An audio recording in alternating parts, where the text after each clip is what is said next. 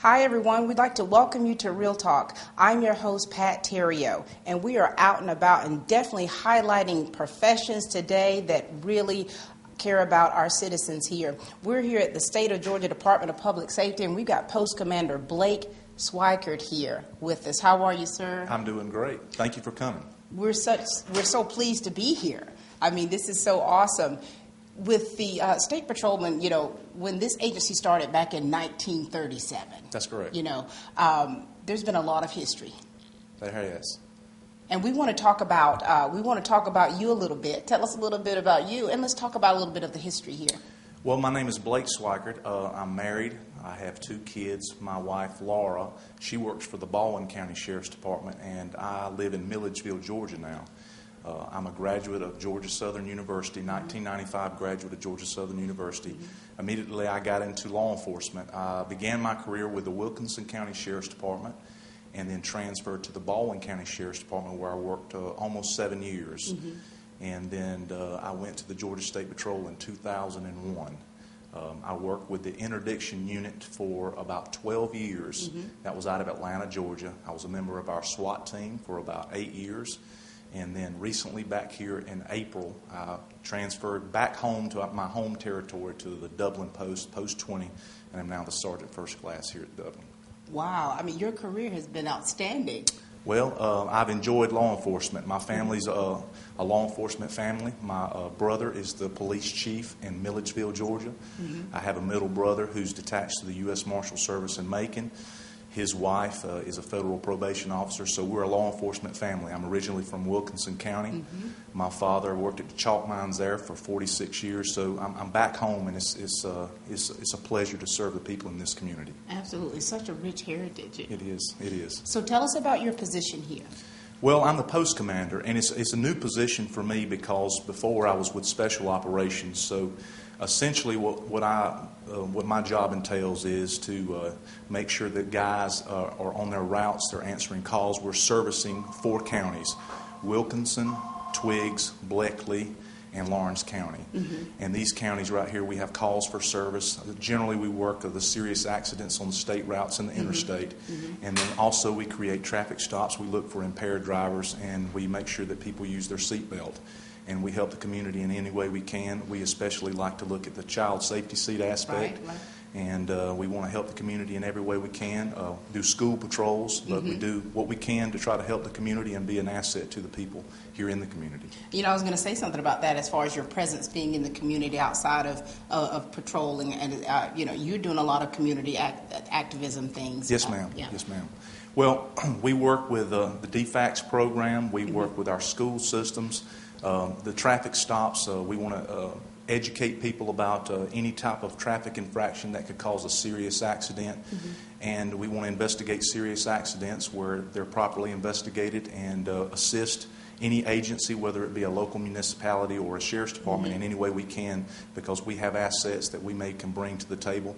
We have riot squads, special weapons and tactics teams, dive teams, helicopters. We have a lot of assets that we can bring to the table for our local community in case of an emergency. And I don't think everyone knew all of that stuff that you were rattling off. Well, the Georgia State Patrol, it's a rich heritage. Like I said, the inception of it was in 1937, and since that time, we've, along with it's been a rich heritage where people, our patrol cars, technology, things have changed a lot. Right. And even the personnel has changed. It's a different person in today as far as a rookie trooper as 20 years ago. Right. Things have changed, and just the way people are reared in their communities to what people respond to, motivation, everything is different than it used to be. So we have to change with the times and make sure that we're compatible with trying to get the best people we can for the Georgia State Patrol. Absolutely. Now tell us about the State Patrolman here. Well, we have 13 troopers that are assigned to the post. We have a post commander, which that's myself. We have what's called a buck sergeant, and we have a corporal. And then we have regular troopers that work our routes. Like I said, we service the 4 counties. Right. And what we do is we make a schedule up where we're trying to cover those areas in 24-hour increments. And that we have the coverage where the guys can go to the local communities. They can write tickets. service the community in patrolling areas, high-volume traffic stops to educate people about possible things that could cause an accident. And that's we want to be visible, and I think everybody's familiar, in the community with the blue and gray and the Georgia State Patrol because we've been around for a while. So Absolutely. The community they're familiar with our patrol cars and our uniform. Absolutely. And you've been in different positions in public safety. Tell us, what is your leadership style like? Well, my personal leadership style is selfless leadership. I don't ask anybody to do anything that I'm not willing to do myself, whether it be wearing my vest or wearing my backup weapon or conducting traffic stops in a manner. I think that whenever you make a schedule, you should be willing to work late. You should emulate selfless leadership, and that's what I try to do on an everyday example basis. Wonderful, wonderful. Well, we're in the lobby area here. We are. And it's quite beautiful in here, and it's quite a lot of memorabilia that we see. It is. Specifically over here to our left, we have a glass case, and something that we're pretty proud of and is the memory of the first trooper that was killed in the line of duty. His name was Fred Black. I think he was killed in 1945 up in Ringgold, Georgia. He was shot and killed up there, and that's something that we emulate. We've had a number of troopers killed since that time in the line of duty, and that's a remembrance aspect of how dangerous our job is each and every day. We have pictures of the command staff, the colonel, the lieutenant colonel, the majors that run our field operations, and of course our governor, lieutenant governor, and our speaker of our house, and a few different things that talk about our first fleet, an old riot helmet, things of that nature. And it's just a little bit of something for the public to see and see where we came from and where we're going now. Absolutely, and you all are definitely doing great things. We really appreciate it. We appreciate you coming down and doing a ride-along program with us and getting the community involved in what we do each day, and that if we can be a help to somebody, well, that's what our job is. Absolutely. Now, you said I'm going to do a ride-along. You are going to do a ride-along. Can I do the happy dance right now? Sure, you can do it. You're going to ride with Trooper First Class Keith Collins. He's one of our seasoned troopers. Hopefully you guys will get to ride some routes today and stop some cars, and you get to see what a regular trooper does on a daily basis. It's kind of mist and rain out there, so you may be working a wreck. So you better get your roller wheel out and figure out the skid factor and what all entails with an accident. Okay. Okay. All right. We're going to do it. Well, we certainly appreciate you. Thank you so much. I appreciate you coming down, and for all the people in the Dublin area, we appreciate you. If you have any problems, you stop by here at 533 Southern Pines Road and visit us here at the Georgia State Patrol. We'll do whatever we can for you here in the community, okay? Thank you, sir. This is Post Commander Sergeant First Class Blake Swigert. Thank you.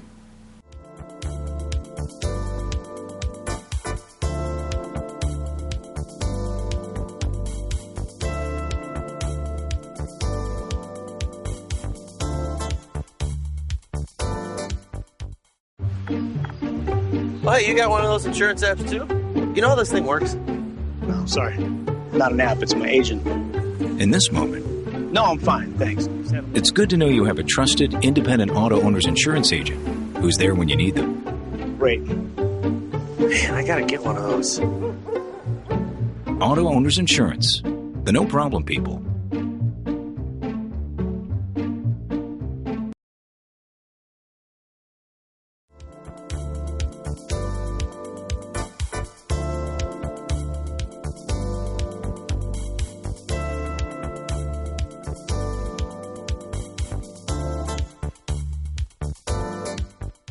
And we're back, ladies and gentlemen. We've got Captain Derek Durden with us. How are you, sir? I'm doing well. We're very happy to be here and to have you here with us. Well, I'm glad to have you. All Glad right. to be here. Tell us a little bit about you, sir. My name's Derek Durden. I'm a law enforcement officer now for about 24 years. Been with the Georgia State Patrol for most of that time. Currently, I am the Troop F commander, which covers 6 posts up and down the I-16 corridor, including Post 20 Dublin. Prior to being the troop commander here in Troop F, I was the training director for the Georgia State Patrol for 5 years, running our trooper schools. Wow, so you know all about what it takes and what it requires to wear this uniform. Yes, ma'am. All right, well, talk to us a little bit about that. And let's see if maybe I'm up to snuff, if maybe I, can qualify for this ride along today. Oh, sure, sure.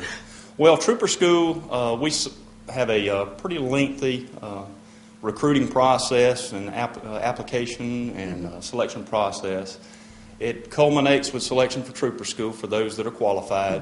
Trooper School is 33 weeks long. That includes a residency phase at our training academy up in Forsyth, Georgia, for about 19 weeks. After the resident phase, the troopers go to field training, which lasts about 3 months, where they ride with different troopers at different posts. They're field training officers who are trained to do that job. Right. And they're mentored and critiqued on their ability for solo patrol. Once they complete the field training process, they are graduate from Trooper School and they're assigned solo patrol duty. Really? Now, so what are some of the requirements? Like, what do you look for when you, as far as someone who's qualified? Well, there are. What attributes is what I'm saying? Well, typically you want to find somebody that's really interested in law enforcement, and law enforcement as a career is a very selfless and dangerous job. Right. I mean, you can look at the news any night Absolutely. and see that what law enforcement officers have to face on a daily basis. So we're looking for folks that have an aptitude and a desire to do this type of work, and it involves a lot of selfless dedication and a lot of prior military members are compatible with this type of work. Although we have folks that come straight out of high school and college that make very fine troopers. So anybody can be a trooper, but not everybody is cut out to be a trooper, if that makes sense. That makes a lot of sense. And usually our long trooper school curriculum helps vet that type of individual.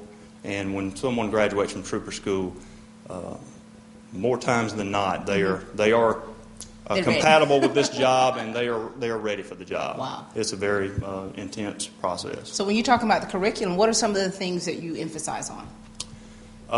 Well, the curriculum, primarily the Georgia State Patrol, we're on the front lines of law enforcement. Right. I mean, the criminals that are in our communities are usually riding up and down the road. So we come in contact with them usually first. A lot of major crimes are solved in traffic stops. So our primary job is traffic enforcement and accident investigation. We do a lot of training on that in Trooper School. A good bit of training on traffic stops, officer safety. Right. Crash investigation is very technical nowadays. There's a lot that goes into an accident investigation, especially one that involves fatalities where we have to do a lot of legwork. We use forensic mapping equipment for the more complicated wrecks, documenting the scenes, and we carry it all the way from the scene, the accident scene, all the way through the prosecution. Our troopers will testify in court. So we have courtroom testimony. Of course, we have firearms training. We have intense driver training. Our driver training program in Trooper School is about 3.5 weeks, where we train troopers to drive emergency driving, high-speed driving, so that they do a lot of that, and so they're ready when they graduate. Now, you've been in law enforcement for quite some time. What made you decide why did you choose this profession? Well, if you ask those that grew up around me, they said I was the type of person that they knew was going to be a police officer. Because I just said when I was a kid, I was the one that was running up and down the road on my bicycle, making the siren sound and wanting to be a police officer. So I may not be the typical one that you would use as an illustration, because I think I was probably one that was cut out to be one. But I've always had that desire. Once I got in, took my first job in law enforcement in Sandersville, Georgia, as a police officer, I knew that this was going to be where I was going to stay as a career. So you're one of those big kids that when you were little, you were that was me. That was you. That was me. Playing with the cop cars, arresting your friends. That's me. That was me. But no, and under the surface there's a desire to want to make a difference in your community. Absolutely. To find some way that you can do that, and this occupation gives you that opportunity. I mean, like I said, you're literally having to put yourself at risk for people you don't even know. I mean, because you never know who you're going to stop out there from the side of the road. You don't know whether you're going to wind up helping that person or, God forbid, have to shoot that person. Right. And that's part of that, what I described about being cut out for this line of work. I have many times where people tell me, I don't know how you do this job. Right. How do you walk up on a car when you don't even know who you're stopping or what they're intending to do to you? And I believe it's that God called me to this, and He equips us to do different things. And being able to walk up on a car, having confidence, knowing that I'm trained to deal with this, it doesn't mean I know I can determine exactly what the outcome is going to be. But I believe God's gifted me to with the courage and the ability to do this job. So. That is beautifully put. We're just going to leave it at that because that was so awesome. He put it in you when you were a little child. That's right. Very good. I believe it. Well, we are honored to be here speaking with you today, and we thank you so much for everything that you do for us. Well, we appreciate y'all taking the time to recognize us. Thank you. Captain Durden, everyone. And ladies and gentlemen, we've got Lieutenant Ken DeLoach with us today. Hi, sir. How are you? I'm doing well, thank you. We're so glad to have you here and to be here to speak with you today. Talk to us a little bit about you, and then we know that you have a specialty in understanding the ranking and the state patrolman, and we want you to share that with us today. Okay. My name is Ken DeLoach, and I'm a 25-year veteran of the Georgia State Patrol. I started my career here in Dublin, Georgia, back in 1989. I was a radio operator for the State Patrol and was fortunate enough to get promoted after 2 years of serving as a radio operator to trooper here at Post 20 Dublin. Served most of my career here, went throughout the state. I went to Griffin, Sylvania, and Reedsville for promotions, and I've recently been promoted to Assistant Troop Commander here in Troop F, and my office is here in Dublin. So. Also, just a little bit about my background. My family is in public service. My wife's a Lawrence County EMT, and she's been an EMT here in the county for 28 years, and we actually met on the job. So my family is very service-oriented. So. Very good. But as far as the Georgia State Patrol and the rank structure, we have 52 patrol posts throughout the state of Georgia, and that consists of 9 different troops, the A through I. And Post 20 Dublin here is actually located in Troop F, and that's where I'm an assistant supervisor, assistant troop commander. A troop consists of 3 troop officers. That's a troop captain, who you just interviewed, Captain Derek Durden. Right. Myself, assistant troop commander, and then Lieutenant Sammy Young is the other assistant troop commander. So each troop has 3 supervisors. And here in this troop, our area of responsibility is Helena, Swainsboro, Dublin, Sylvania, and Statesboro. So that's the area that we're responsible for. And basically our role in the state, what we do is we're in charge of going around and ensuring that each patrol post are actually following the policies and procedures set forth by the Georgia Department of Public Safety, as well as the review process. Anytime a trooper is involved in a use of force or a high-speed chase or pursuit, then we have to go in after the fact, and we'll review the paperwork and the videos and actually interview all the players, the people that were involved in that, and make sure that all the laws have been followed, number one, and that all the policies and procedures have been followed. Absolutely. So that's one of our roles within the state. And so for you, you've been in law enforcement, public safety for so many years, and we're quite sure that through those years you've had some challenging times, some different situations. Do you feel at liberty to share something with us? Yeah, probably the most difficult thing that I've ever been faced with personally was, as a rookie trooper, I was sent to investigate a traffic crash up in Wilkinson County, and when I arrived on the scene, it was a 2-vehicle wreck. One had lost control in the curve and got broadside. I got T-boned by another vehicle, and when I get up there, 2 of the people in the vehicle that got hit, they were both deceased. Both of them were college-age kids. And one of the victims was sitting in the lap of the other. So initially, that's the first thing that the real challenge that I've ever had. I had to try to figure out who was driving the car at the time. Wow. And we receive a lot of extensive training in Forsyth, and also just on the job training. You learn a lot as well. But just having to draw on those resources of what I've learned and try to make an accurate estimated opinion on who might have been driving that car. So that was the first challenge I really had in my career. But it's a rewarding job. You do see a lot of things. You see death. You see happiness. You see people at their worst, and you see people at their best from time to time. So it is a challenging job, but we do so many more things other than traffic enforcement and traffic crash investigation. Absolutely. We go around the state anytime we have a civil disturbance. We each troop has mobile field forces, which are in essence riot squads. Right. So these local agencies, they'll call on us because it's free resources for these cities and counties. So they draw upon our resources and depend on us a lot, especially in the rural areas. So we provide mobile field force assistance, and also anytime you have a natural disaster, Right. a big tornado, a hurricane, I'm actually in charge of the hurricane evacuation out of Savannah in the event that we have a hurricane, and we do a conference flow on I-16. A very major undertaking, but we do so much more than what people realize. Right. Recently, the tornadoes they had over in America several years ago, I took a squad over there, and when you say you see people at their worst because they've lost everything, Right. they're looking around, and you see complete devastation. But then you also see the best in people. You look around and you see neighbor helping neighbor. Absolutely. You see other law enforcement working collaboratively with the state level and local levels. So you do see the best and you see the worst as well. So it's a very rewarding job. Absolutely. And now, with you being a husband and wife duo in law enforcement, how do you deprogram?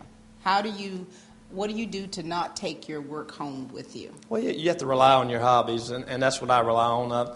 I've always been active. I try to keep myself in good physical shape, so I work out, and I do that. That's an outlet for me.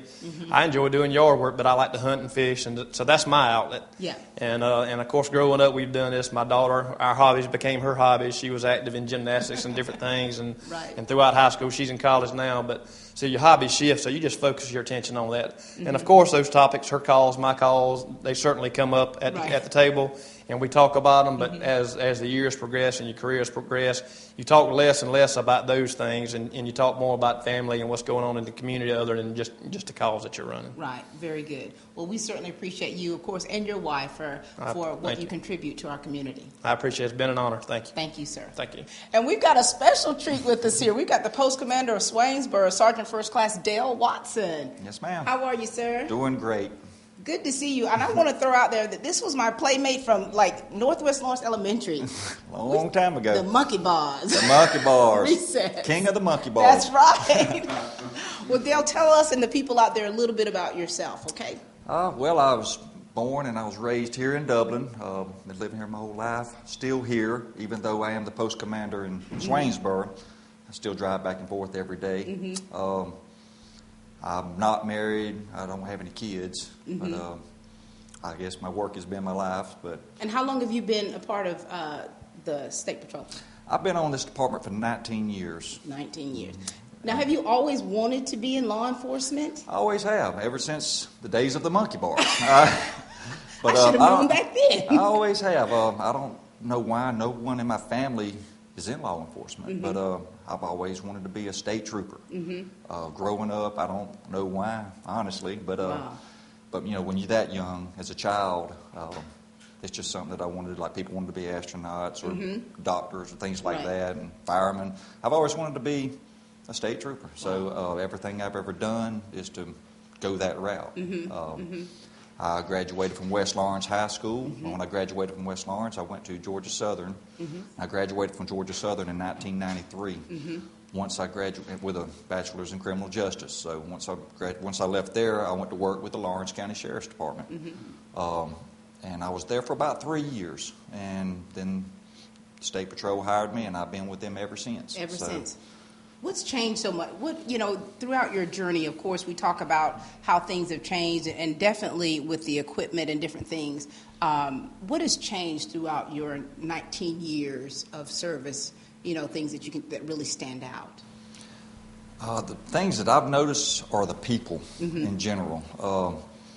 The attitudes, not saying whether they're good or bad, but the general attitude toward things from people have changed. The kids nowadays, I call them kids, 20-year-olds, that kind of thing. They're not as motivated as they used to be. They don't respond to the same types of questions that we give them, things like that. It's just a little bit different. Yeah. You have to treat people a little bit differently now. And, Absolutely.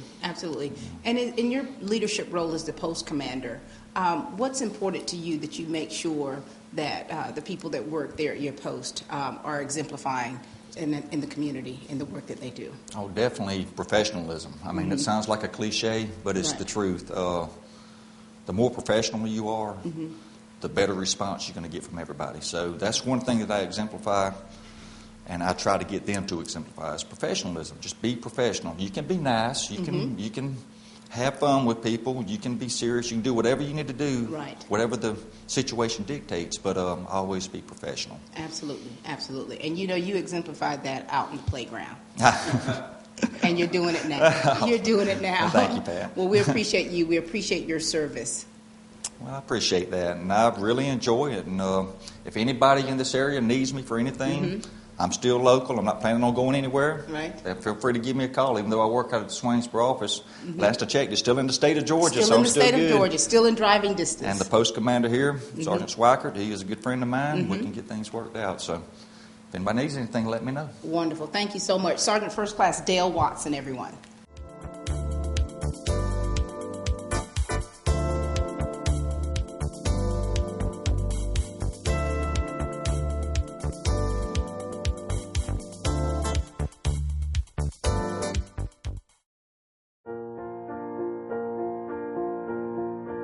At Morris Back, we're not just about building a better back. We're striving to build a better community.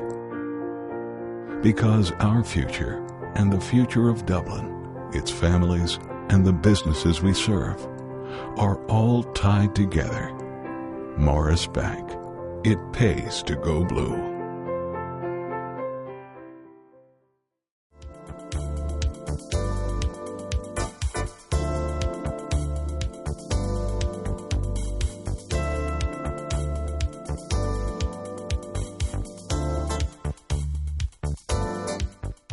All right, good people, we are out here with Trooper First Class Collins, and we're getting ready to start this ride along. That's correct. All right, now what am I going to experience? Well, we're going to get him a patrol vehicle, and we're going to patrol a couple of the roads in Lawrence County. We'll probably get some on the two-lane roads, the U.S. routes, and probably take a little ride on I-16. Very good. Not hoping that we'll find anything, but, If we do, then we'll do our job. All right, well, looking forward to it.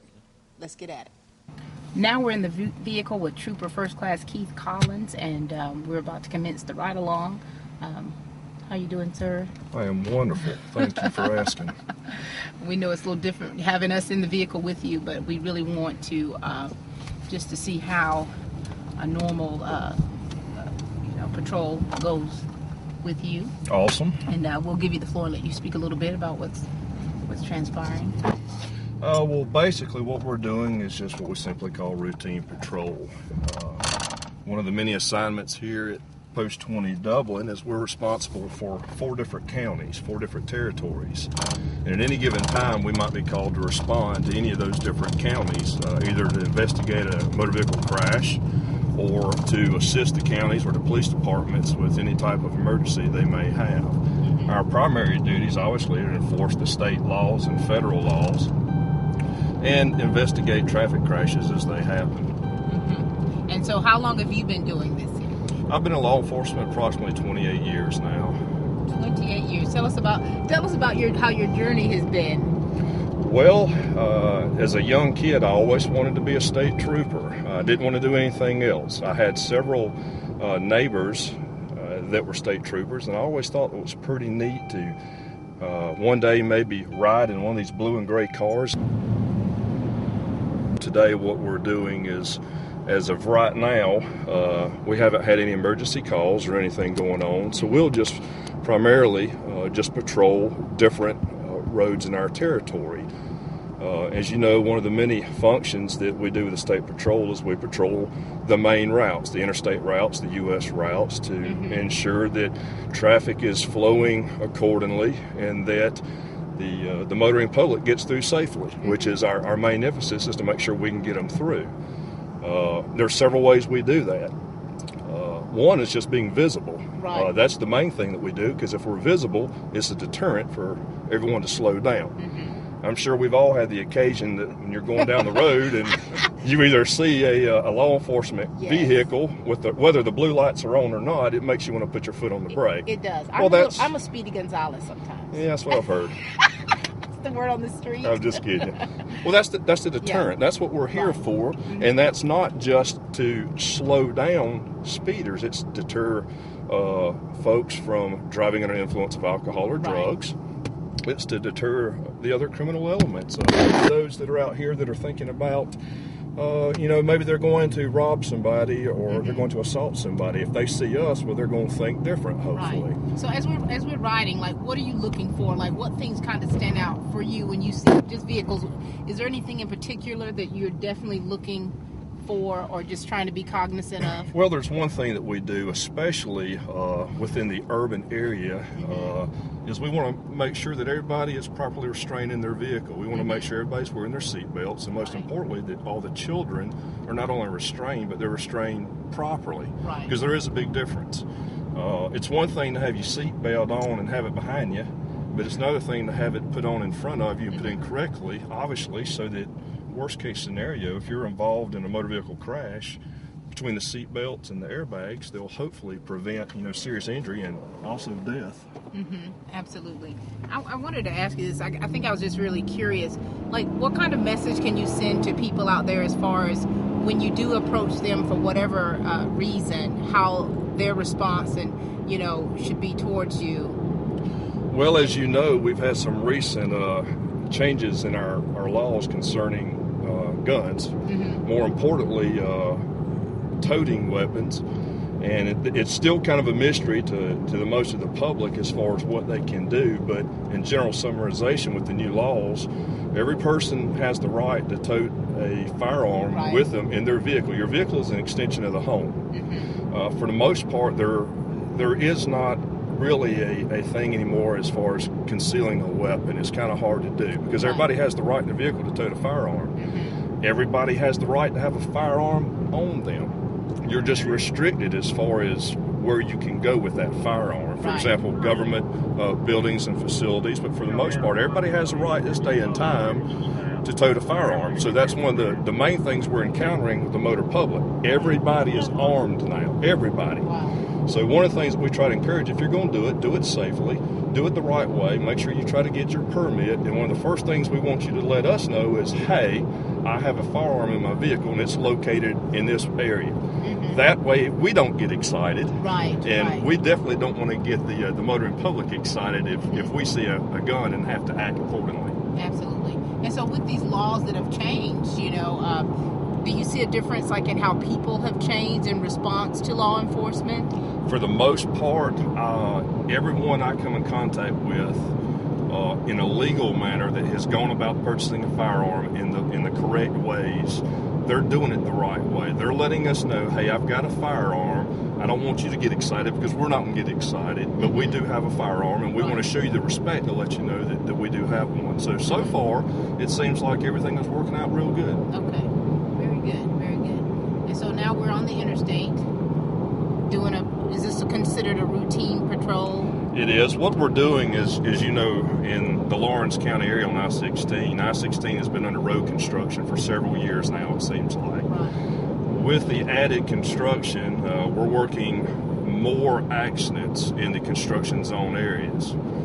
There's a higher volume of traffic this day and time coming through Lawrence County on I-16. And most of the construction zones are narrowed down to one lane of travel. So because of that, we're investigating more crashes. So what we're doing is we're coming out here inspecting the lanes just to see how the traffic is moving. If it starts backing up, then obviously that's going to be a concern. That lets us know we're probably going to start working some motor vehicle crashes. And if that's the case, then we're going to take precautionary measures to slow the traffic down. And it might be simply as just parking in the construction zone and turning on our blue lights and slowing them down. It might be that we're going to stop somebody and either give them a citation or a courtesy warning for speeding. Wow. Okay. Well, this is exciting. I'm sitting in the back seat, back seat driver. Now, how fast are you going? To get around this truck, we're going 70 miles an hour because we're in a 70-mile-an-hour zone. When we turn around in a little bit and get in the construction zone, it's posted at 60 miles an hour. Okay, very good. Now, how long when you're patrolling? How long are you normally patrolling? I mean, is this Well, the State Patrol primarily works an 8-hour shift. It's never the same shift. It's determined by the need of the post territory, depending on whatever type of special details we have in our area. For example, at any given time, a trooper might work a 4 to 12 shift at night and be required to come back out at 7 in the morning to fill in the need of whatever is in that area for that post. But for the most part, if there's nothing special going on, our primary duty is to be patrolling on the roads, like I said earlier, to be seen. Safety. That's correct. Absolutely. And when you think about our young kids, we know that you all are definitely considered mentors to our youth. What advice can you give concerning these youth? Because there's so much in social media. The kids, they're so much more subjected to so many different things that we as kids were not.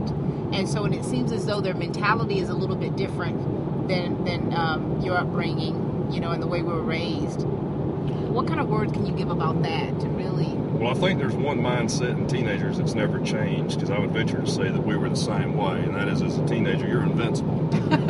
It'll never happen to you. It always happens to somebody else. We'll never have to worry about being in a car crash. Well, unfortunately, we both know that that's false. Right. We investigate crashes every day on good people, on good teenagers that...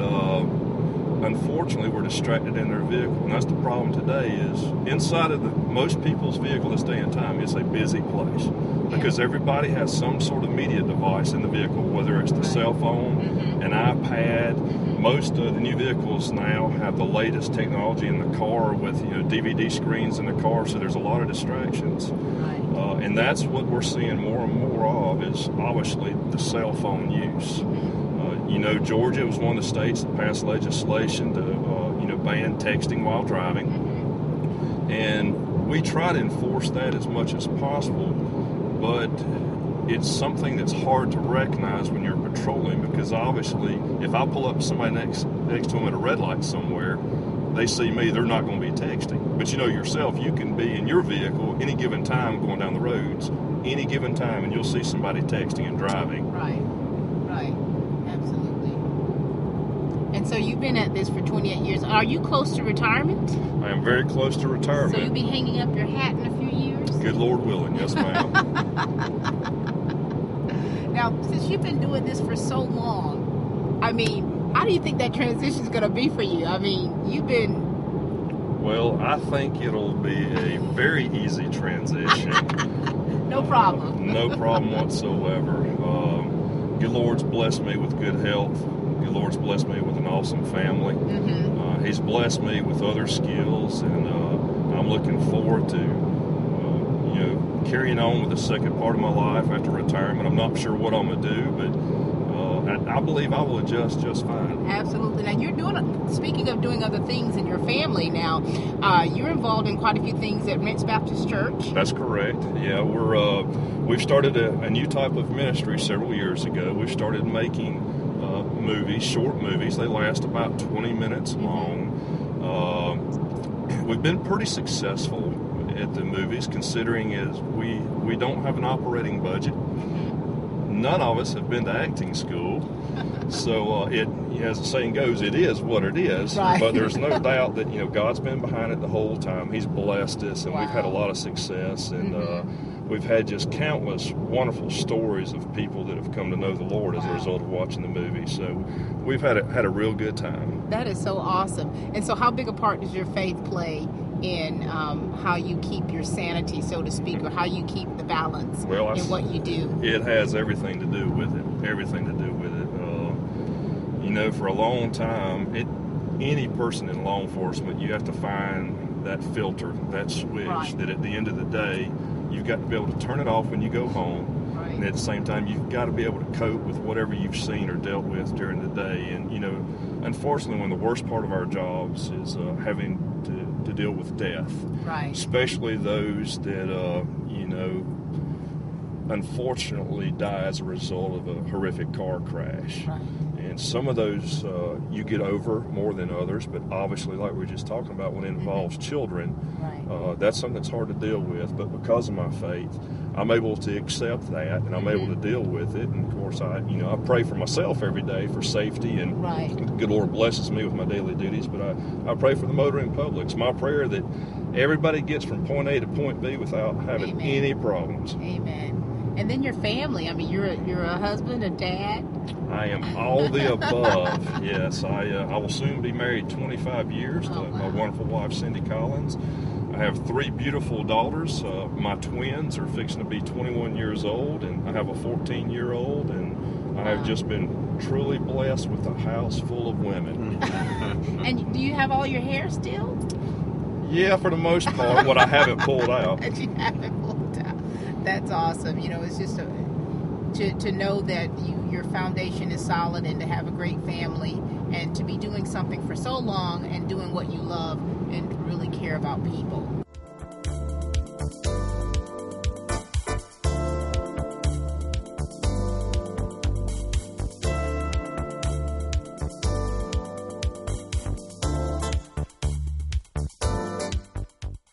Join the winning team at Pitts Toyota. Hi, I'm Jerry Pitts, and since 1947, the Pitts family has been providing Middle Georgia with exceptional sales and service experience.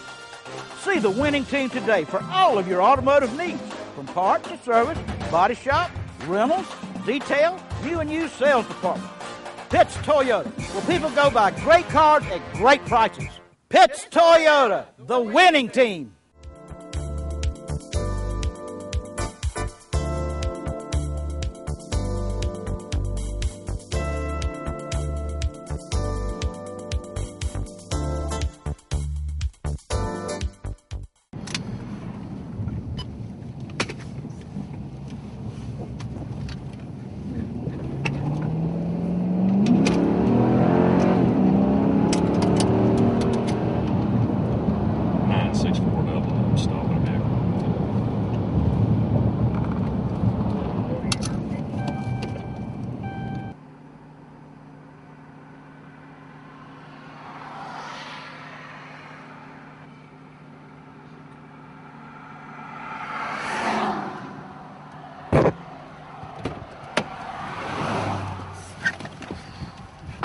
Okay, basically I checked her at 66 miles an hour and 55 mile an hour zone. It's drizzling, it's a little wet. This is an honest person. She admitted she was going fast, that she's got to hurry up and go home. She left some school books. She's going to return back to town. She was honest, admitted that she was going fast. So this is the kind of vehicle stop that we enjoy, that I can actually get out and give her a courtesy warning and feel satisfied that she's going to slow it down. Okay, we're looking at the interior of this vehicle, and I see the cameras up there. Can you describe about some of this stuff and like what has changed through the years? And even in media now, they're talking about getting the body cameras because of so many incidents. Well, we live in a generation where I don't care where you're at, you're being recorded somewhere by some camera, by somebody, whether it's a cell phone or some sort of camera at Walmart somewhere. We're the same way in our vehicles. When I first started with the State Patrol, there were no cameras. But unfortunately, the way history has dictated the performance of our jobs, it is in our best interest to record everything we do. Not only is it evidence for us when we go to court and testify, but it also helps defend us when we've been falsely accused of something. For example, when we place somebody under arrest, so many times we're falsely accused of using excessive force just simply to apply handcuffs. Well, the camera tells the truth. The camera doesn't lie. It certainly does. That's right. So this day and time, and of course with the latest technology, every one of our vehicles are equipped with state-of-the-art cameras. And not only just the cameras, but excellent audio recording devices. So pretty much this day and time, everything said and done is being recorded in and around this patrol car. And most all of our cameras, for example, like the one in this car, has the capability of not only filming what's going on outside of the car, but it films everything inside the cabin of this car as well. So if you're a defendant and you've been arrested and you're in the back seat, everything that you say and do, you're on candid camera. Wow. So I'm being filmed twice. You are. You are. Now, we kind of touched on it a little bit, but I want you to kind of expound upon it a little bit to talk about just, manners of how people, the respect that was, had or is had for state patrolmen, and just some kind of, protocol of how a person should respond to you when they are approached. Well, that's another thing that seems to have gone to the wayside, but manners and respect will carry you a long way in life, and that's just not on the side of the road. I consider that, it should start at home with your parents. Absolutely. And we kind of ask for the same consideration on the road out here. We are not here to falsely accuse anybody. We're not here to falsely stop somebody. We're here to do our job, and if we stop you, it's for a legitimate reason. We've seen something that obviously we need to bring to your attention. It may be that you're speeding and you just didn't realize it. Or it could be that you've got a tail light out and you just didn't know it. So we want to let you know you've got a tail light out and warn you accordingly. But what we ask for the public is to give us a chance. That when we stop you, show us the respect. Do not instantly become defensive, because I promise you, we've got a legitimate reason for why we've stopped you. So give us the chance. There's an old saying, and that is that you be as nice as people will let you, and then you be as mean as they make you. Meaning, if we first stop and everybody's nice, then at the end of the vehicle stop, we're still nice. But if somebody takes it to another level and they're not nice, then we become mean. Wow. And so it's kind of drizzling a little bit here. So what kind of safety tips can you give for drivers during this type weather? And then, of course, with the construction that's going on and the changes in the speed limit on this interstate. Well, we obviously ask folks to be very mindful and conscious of their speed. For example, the majority of the interstate is a posted 70-mile-an-hour zone. However, when you add a little bit of rain to that, just because the speed limit is 70 doesn't mean that you need to be doing 70. You need to slow your vehicle speed down so that you can react to any situation. For example, water that's gathered up on the interstate, which is the main reason why people hydroplane. They go entirely too fast for that area when the rain is gathered. The second thing is to be mindful of whether you have your lights on or not. One thing that we have noticed lately with the new technology, most every new vehicle now comes with a device in their car where your lights automatically will come on in the rain. That's true. However, that's not necessarily the case. They have sensors, but it could be raining and yet the sun still be out and the lights are not going to come on. Most of the automatic lights, they do not work in fog, so it can be so foggy as to where you cannot actually see in front of your vehicle, but your lights are not on, but people are assuming that the lights are on. And that's probably one of the biggest things, I'm sure you've seen it yourself, is it can be pouring down rain, it can be just so foggy you can't cut it with a knife, and people will not have their lights on. And it's a safety issue, because if the lights are on, that is your first signal that, hey, there's another vehicle in my direction or in front of me, and I need to have enough distance in between us to react accordingly. And how much distance do they need?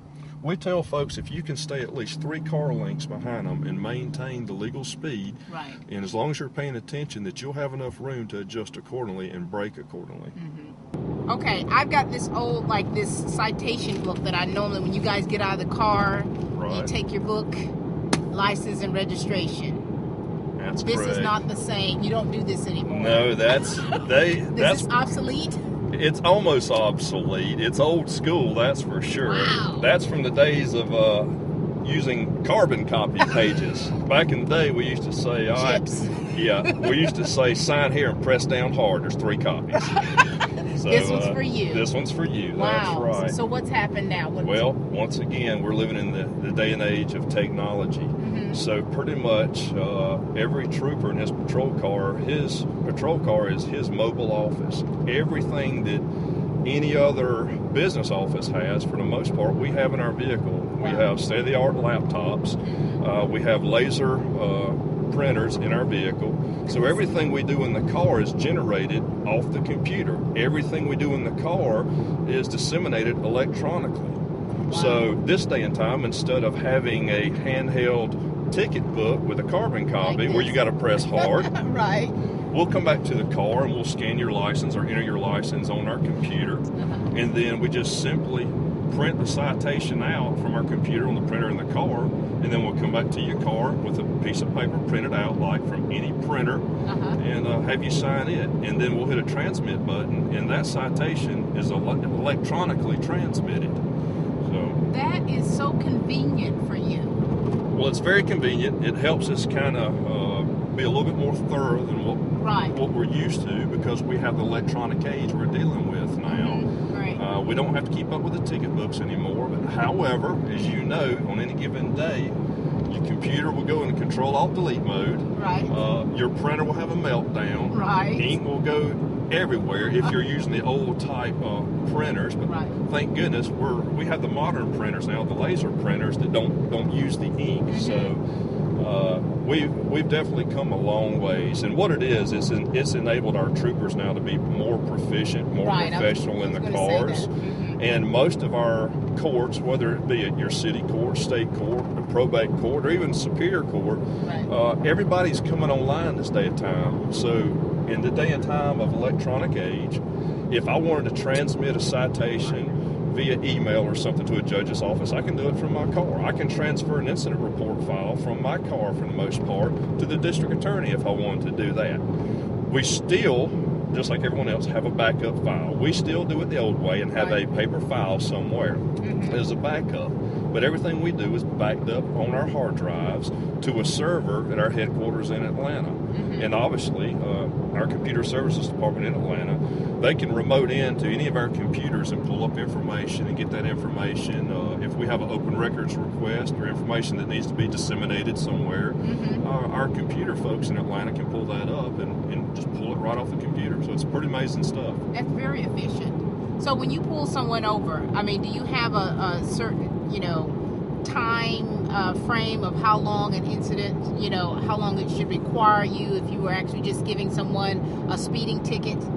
Each traffic stop kind of dictates how long you're going to be out. Most people, if it gets down to where we're going to have to issue them a citation for speeding, for example, most people don't want to talk any more than they have to. They just soon take their medicine and get gone. So what we try to do is, we don't want to put salt in the wound, so we try to be as fast and as expedient as we can. We'll do everything that we normally do safety-wise to ensure that we're safe and that, the person that we're stopping is safe the whole time during the stop. So we'll come back to the car and, like I said, because we're in electronic age, by the time we get to our car, everything is copy and paste now. Oh, wow. So for the most part, within 5 minutes, by the time I've stopped you, I can print out that citation, have you sign it, and you're on your way. On our way. That's correct. And that's yeah. Well, that's and crying. Mad. Yeah. Well, you'd be surprised.